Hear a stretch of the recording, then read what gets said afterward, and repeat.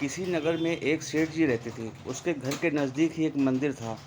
एक रात्रि को पुजारी के कीर्तन की ध्वनि के कारण उन्हें ठीक से नींद नहीं आई। सुबह उन्होंने पुजारी जी को खूब डांटा। ये सब क्या है? पुजारी बोला, एकादशी का जागरण कीर्तन चल रहा था। सेठ जी, जागरण कीर्तन करते हो तो क्या हमारी नींद हराम करोगे? अच्छी नींद के बाद ही व्यक्ति काम करने के लिए तैयार हो पाता है, फिर कमाता है, तब खाता है। पुजारी, सेठ जी, खिलाता तो वो खिलाने वाला ही है। सेठ जी, कौन खिलाता है? क्या तुम्हारा भगवान खिलाने आएगा? पुजारी, वही तो खिलाता है। सेठ जी, क्या भगवान खिलाता है? हम कमाते हैं, हम खाते हैं। पुजारी, निमित्त तो होता है तुम्हारा कमाना और पत्नी की रोटी बनाना, बाकी सब तो खिलाने वाला, सब का पालनहार तो वह जगन्नाथ ही है। सेठ जी, क्या पालनहार पालनहार लगा रखा है? बाबा आदम के ज़माने की बातें करते हो। क्या तुम्हारा पालने वाला एक एक को आकर खिलाता है? हम कमाते हैं तभी तो खाते हैं। पुजारी, सभी को वही खिलाता है। सेठ जी, अगर हम नहीं खाते उसका दिया।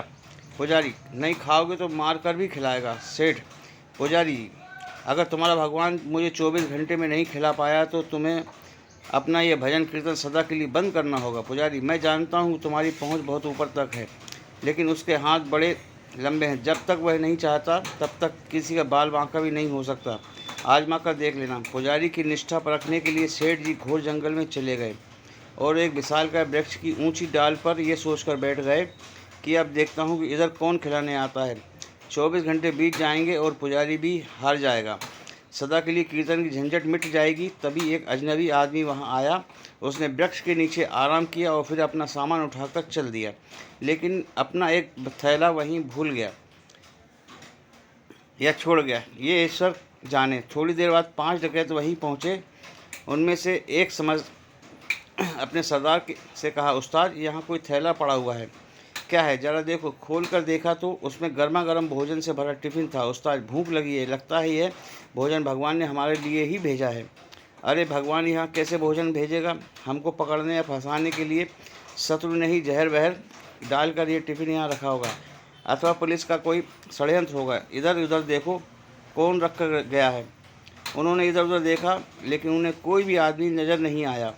तब डाकुओं के मुखिया ने ज़ोर से आवाज़ लगाई, कोई और हो बताए, थैला यहाँ कौन छोड़ गया है? सेठ जी ऊपर बैठे बैठे सोचने लगे, अगर मैं कुछ बोलूँगा तो ये मेरे ही गले पड़ जाएंगे। तो मैं तो चुप रहे, लेकिन जब सबके हृदय की धड़कनें चलाता है भक्त वात्सल्य है, वह अपने भक्त का वचन पूरा किए बिना शांत नहीं रह सकता। उसने उन डकैतों को प्रेरित किया, उसके मन में प्रेरणा दिखी। ऊपर भी देखो। उन्होंने ऊपर देखा तो वृक्ष की डाल पर एक आदमी बैठा हुआ था। डकैत चिल्लाए, अरे नीचे उतर। सेठ बोले, मैं नहीं उतरूँगा। डकैत, क्यों नहीं उतरना? यह भोजन तूने ही रखा है। सेठ जी, मैंने नहीं रखा, कोई यात्री यहाँ डालकर चला गया है, वही उसे यहाँ भूल कर चला गया है। डकैत, नीचे उतरो, तूने ही रखा होगा जहर मिलाकर, और अब बचने के लिए बहाने बना रहा है। अब तुझे ही यह भोजन खाना पड़ेगा। सेठ जी, मैं नीचे नहीं उतरूँगा, और खाना तो मैं कतई नहीं खाऊंगा। डकैत, पक्का तूने खाने में जहर मिलाया है, अब नीचे उतर, ये तो तुझे खाना ही पड़ेगा। मैं नहीं खाऊंगा, नीचे भी नहीं उतरूंगा। अरे कैसे नहीं उतरेगा सरदार? एक आदमी ने हुक्म दिया, इसको ज़बरदस्ती नीचे उतारो। डकैत सेठ को पकड़कर नीचे उतारा। डकैत, ये खा। सेठ जी, मैं नहीं खाऊंगा। उस्ताद ने चटाक से उसके मुंह पर तमाचा जड़ दिया। सेठ को पुजारी जी की बात याद आ गई, नहीं खाओगे तो मार कर भी खिलाएगा। सेठ फिर भी बोला, मैं नहीं खाऊंगा। डकैत, अरे कैसे नहीं खाएगा?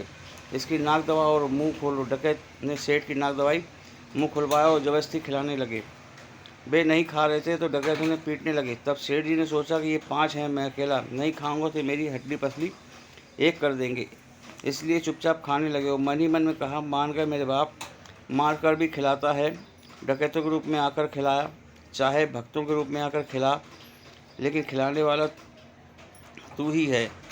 आपने पुजारी की बात सत्य साबित कर दिखाई। सेठ जी के मन में भक्ति की धारा फूट पड़ी। उन्होंने मार पीट कर डकैत वहाँ से भाग गए। तो सेठ जी भागे पुजारी जी के पास आकर बोले, पुजारी जी, मान गए आपकी बात कि नहीं खाने पर वह मार कर भी खिलाता है। इस कहानी से हमें यह संदेश मिलता है, सत्य यही है, परमात्मा ही जगत की व्यवस्था का कुशल संचालन करते हैं। अगर परमात्मा पर विश्वास नहीं